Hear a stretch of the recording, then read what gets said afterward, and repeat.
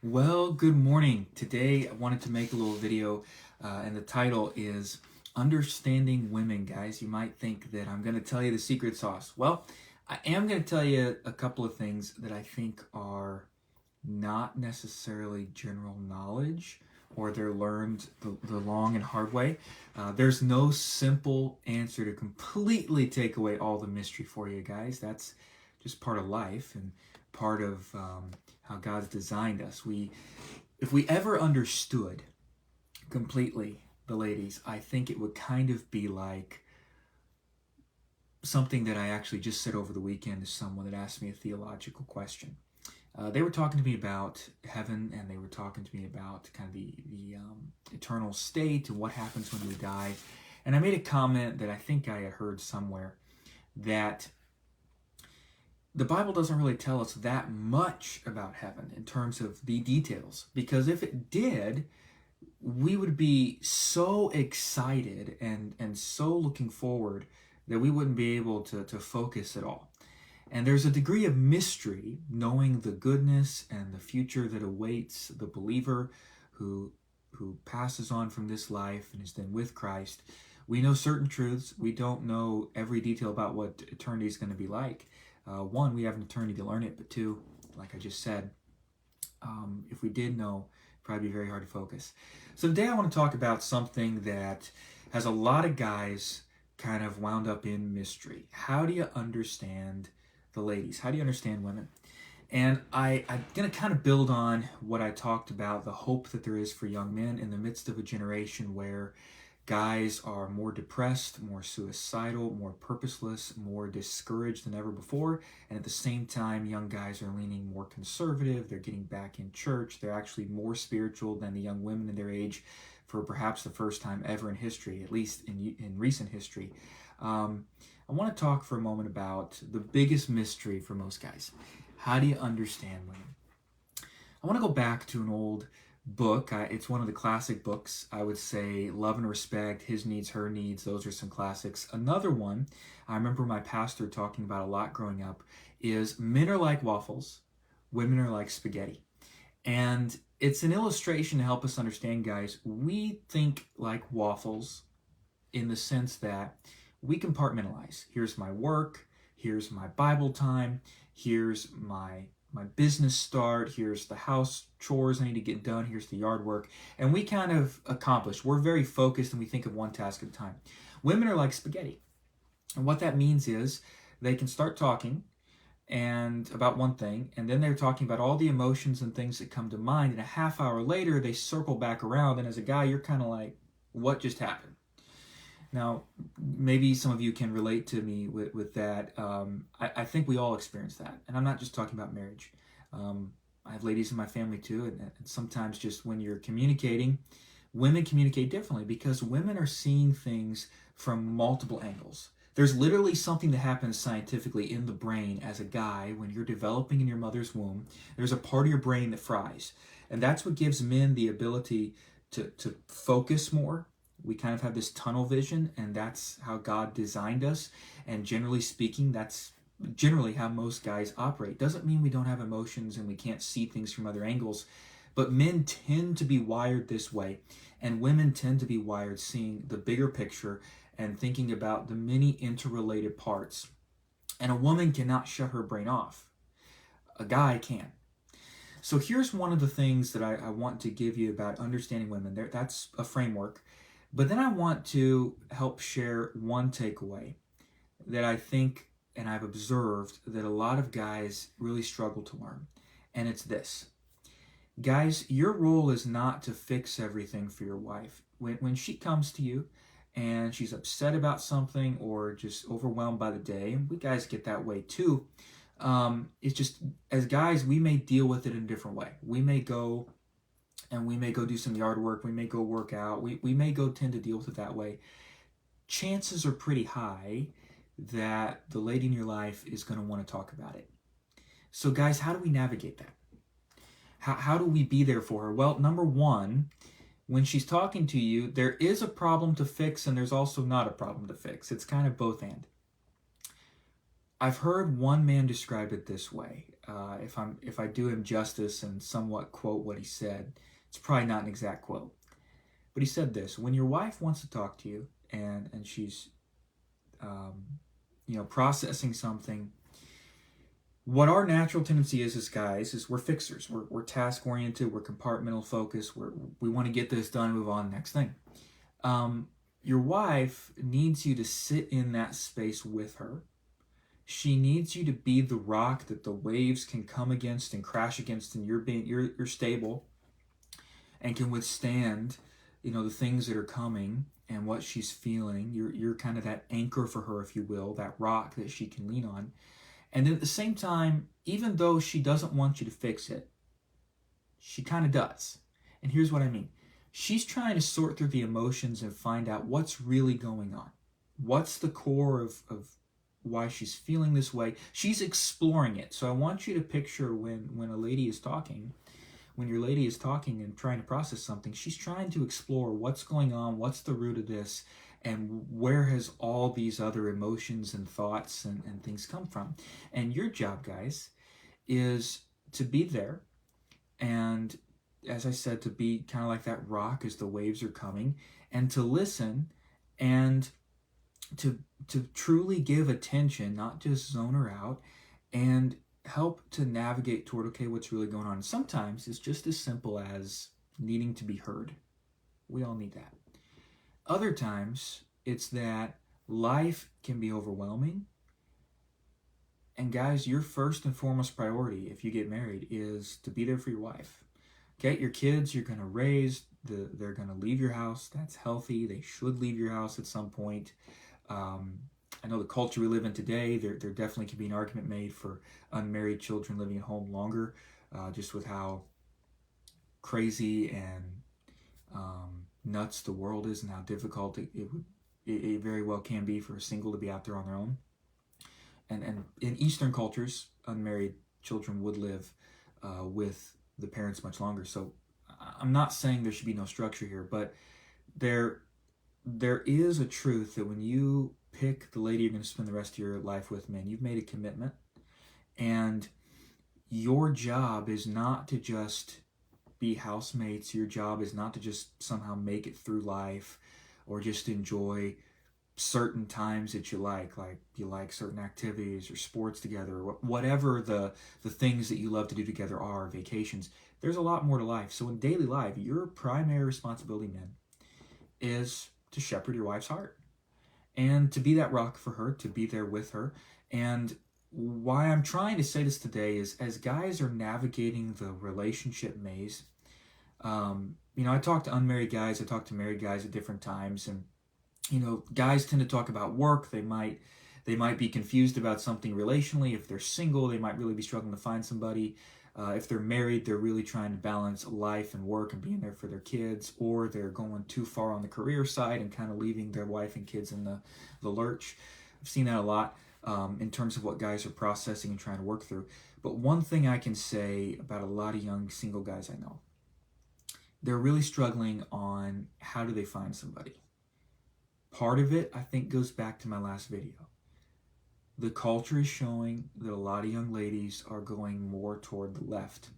And that is not just politically, but in terms of values, in terms of not valuing family, not wanting children. It's not every woman out there, but it is becoming a lot harder for guys to find somebody. Even within the church world, you will find a large number of young women that they want the career, they want the influence, they want the status or something they want to accomplish with their life more than their family. And I'm going to make a little prediction here because it's happened in history before. The young ladies that pursue that and end up, vast majority of them, never marrying, by the time they hit 45, 50, 55, they've never gotten married, and the time being able to have children has passed them up. They're going to regret that. A lot of first wave feminists, they've admitted that. And so guys, I want to say something, and I don't want you to take this out of context, because it's not to be taken in a patriarchal way. Okay, women do need men, and men do need women. Okay, it's both and. And Scripture even talks about this, how the man is not independent of the woman, the husband is not independent of the wife, and the wife is not independent of the husband. You need each other. Guys, together, you complete a more full picture of who you're meant to be. Now, in Christ, you're a complete person. I'm not saying you're not a complete person, but there are weaknesses you have in your life that you're never going to be able to make that weakness a complete strength. And your spouse, chances are, is probably stronger in the areas you're weaker. Like, I could go through a list of things. I'll give you a couple of humorous examples. I've known my whole life, I'm not a party planner. I'm not good at like the social event stuff. It wears me out. I am more of a deep thinker. I want to have a deeper conversation. I can be a teacher and that type of thing naturally. But I always knew I'm not a party planner. I'm not the fun person. If I'm the fun person, we're probably in a morgue. Okay, that's just, it's not me. It's not that I can never be goofy or have fun. It's just I'm not the one that plans and gets that going typically. My wife is. And I always knew for years. I mean, I knew 15, maybe, at least 15 years, if not more. My wife's going to have those strengths for a family because I don't. And what we tend to look for, guys, is a woman that complements us and that has strengths that we don't, and has abilities and competencies that we don't. And together, we form a more complete unit to then raise the next generation in. And I hope what I'm saying there makes sense. But today, what I wanted to try to do is give you a couple finger holds, guys, on understanding ladies. Now, even if you are unmarried, you're dating, or you'd like to be married one day, and I will say one thing on that here before I end. But what I'm saying is, even if you're not married, these principles are still some things you can probably take away from them. It will help you in understanding your interactions. Okay, sometimes the lady in your life is responding emotionally. She's trying to process what's going on in life, and what she needs you to do is not to just get frustrated and walk off. A lot of guys do that, married or single. I've watched this my entire life. I've watched marriages in churches from my early teens. I've watched family members. I've watched friends, my friends' parents' marriages. I've watched this for years in probably close to a dozen church contexts, probably a couple hundred marriages. I've watched the dynamics of how the conversation goes and how this thing works. And it's a very common mistake that guys make. Not sitting in that space that for a guy, it's kind of uncomfortable for us because we have emotions, but we don't think like a lady does. And the tendency is just to kind of get frustrated and walk off when what's really needed is, guys, for you to be there. So I want to say one more thing, and then I'll get my closing thought. When you look toward marriage, gentlemen, what your role is in the marriage, as I said before, is to shepherd your wife's heart. That means you pursue her on a daily basis. And yes, some days you got crazy busy with work, and it's crazy busy with life, or getting the kids to practice, or events after work, or whatever. And it's very hard certain days. But your goal on a normative day and on a consistent basis is to be there for your wife, to be in that space, to make her the priority, to be available, to put her above other things. Do I need to say no to this thing over here? Do I need to put this on the back burner? Maybe it's something you want to do for fun.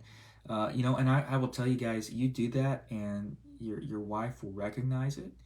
And it may not make sense in the moment, but then when you're having an overwhelmed day, the support that your wife gives to you is going to blow you away. But your primary goal every day is to be there for her and to love her like Christ loved the church. And what did Jesus do in Ephesians 5 for the church? The picture of what marriage is meant to be. It's fairly simple to comprehend this, guys, but it's not easy to live it. What did Jesus do? He gave himself for the church. He poured out his life. He loves her. He loves the church on her best day and her worst day.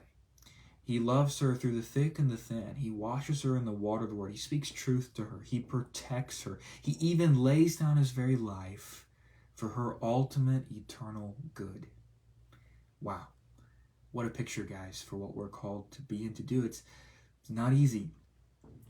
But, guys, if you're that type of man, you're the man that God wants you to be. And it's not something checklist neat that you can always see the effectiveness that you're building, but the impact you will have on your wife and your marriage and the depth of your marriage if you pursue her daily and you make out time to hear her heart. You always, men, want your wife to feel safe coming to you with her heart.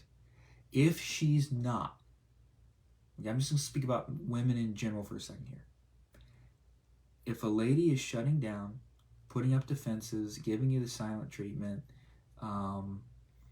if she's seemingly angry about something else or seeming to not be respectful or something, chances are, gentlemen, you're not making space and priority for her to feel safe to share her heart with you. I just want you to keep that in the back of your mind, and next time a situation comes up, try that and test and see if what I'm saying has some teeth to it.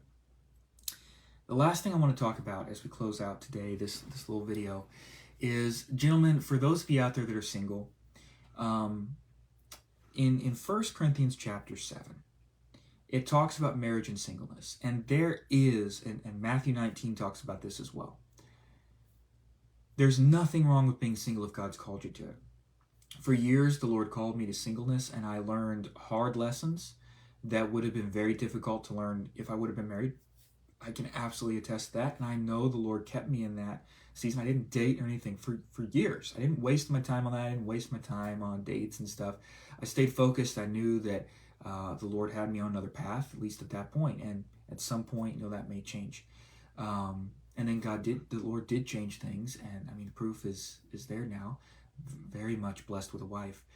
But I can tell you there was something that switched in me, and it was something that a lot of other men did not agree with what I'm about to say.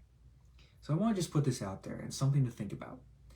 There was a shift where I just knew in my prayer time, okay, the time is now that it's time to settle down. It's time to have a wife, a family. I've accomplished all these things I did with my life, what I wanted to. I don't have regrets. Not that I don't regret making mistakes or wish that I would have handled this or that better. But I don't regret previously. I can honestly say, not perfectly, but I lived life devoted to the Lord. And I had stuff to repent of, and I had times where there was a sin the Lord would show me and I had to deal with it. I'm not saying I was perfect, but I don't regret my single season and the focus I had for work and the life work the Lord put before me, the mission, if you will.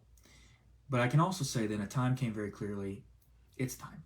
It's time to have a family. It's time to settle down. It's time to establish a home. And I remember a lot of guys, even veteran guys, old guys, were like, don't give up what you're doing to pursue getting married and having a family. Don't give up. Don't make these changes. Don't make that the priority of your life. Keep focusing on the work. Keep building the work. And, that's what a lot of men told me. But the truth is, I never would have made the changes in my life that I had to make and adjust things. Because, again, when I was zero focused on a mission and living life, and that's how I was pouring my life out, it was different than how I would then be living as a married guy. And why I'm saying all that is I want to go into this next phase, this last piece of advice. Gentlemen, if you want to be married, I know there is teaching out there. You just wait until God drops the perfect person in your lap.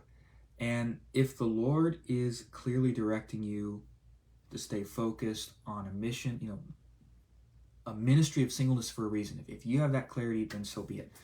But if you want to be married, guys, one thing I'm going to tell you is the Christian culture is not very good at teaching people about marriage. Okay? A lot of marriages have failed. A lot of marriages end in divorce. A lot of pastors avoid talking about marital topics or intimacy. A lot of Christian parents avoid talking about these topics and just kind of figure it out on your own. And I want to say is, if you want to get married, 1 Corinthians 7 is very clear. If you desire to be married, it's better to marry than to continue to just burn in this longing of having a wife and having a family.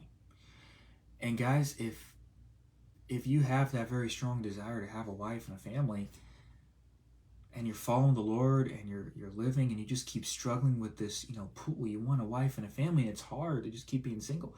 Guys, you might be over-spiritualizing things. Can I say it that way? 1 Corinthians 7 is pretty straightforward. If God has not called you to singleness, and you want to be married, then get married. It needs to be a believer. Okay? You need to have your faith in common. Now, I will throw the caveat in there. Doesn't mean you're going to see every theological issue the same. Okay? And you need to have some understanding of that. If you find someone that believes every single detail exactly like you do, you're probably trying to marry yourself. You're going to have some flexibility there on some things. Commitment to Jesus, commitment to what salvation is, all of those things. But you may see certain issues a little differently, and you keep growing in life. That's not a deal breaker is what I'm trying to say. But if you want to be married, guys, you need to get at it. Okay, you guys know how to get fit. You guys know how to accomplish your goals. You know how to get there and hustle and work hard in the marketplace. You know how to get stuff done. Come on, guys. We know this. When I'm talking about being the rock there for your wife, for the lady in your life, you know that. You like being called out to be a man and to face the challenge head on. So I'm just going to tell you, if you want to be married, then get after it. And don't be stupid. Don't just be trying to go out to bars or something. You're not going to find, the type of wife that you want to be the mother of your children in a bar, chances. If you're a godly man, that's not the right place to look. So just ask yourself some question. Where would a godly woman be? What's your grid going to be? And I would encourage you, be very intentional from the beginning. Get to know ladies. Ask important questions. Okay, don't just surface level, you think they're cute, and yeah, there needs to be some attraction there, but you need to go a lot deeper. Don't let your head and your eyes just lead you down a stupid path of never really looking at, is this going to work, and is this a good match? Is this the type of woman that I want by my side the rest of my life? Ask good questions, ask intentional questions.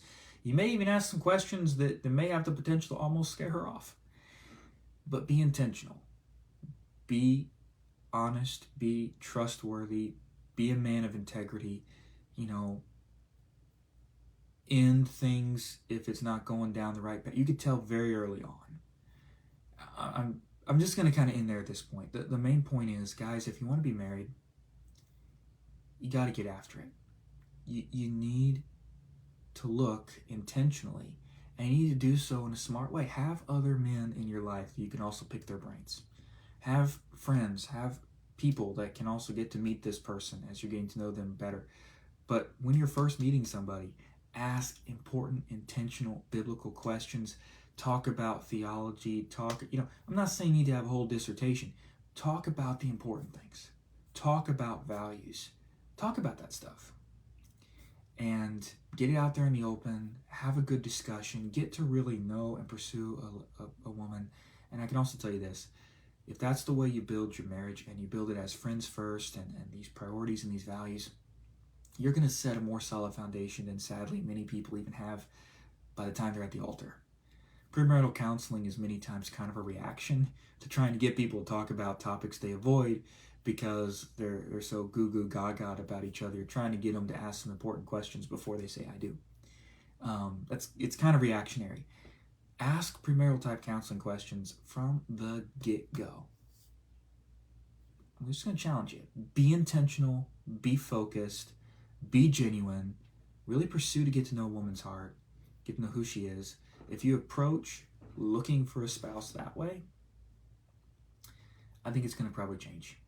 So, guys, hope this has been helpful today for ladies watching. Hopefully something here as well. Maybe you can comment or fine-tune something for me. Again, I can't think in a woman's mindset. There's a few things I've kind of learned, and I hope that that's helpful to the gentlemen out there today. And to ladies, hopefully it's kind of encouraging that some of us guys out here are trying to understand and want to be better and more effective at loving the lady in our life, loving our wife, loving, girlfriend to be wife, fiance, wife of many years, trying to get better, get to know her better. Hope it's been helpful. All right, I'm going to quit yammering. Have a great Monday, everybody. Get after it, and may God bless. Bye-bye.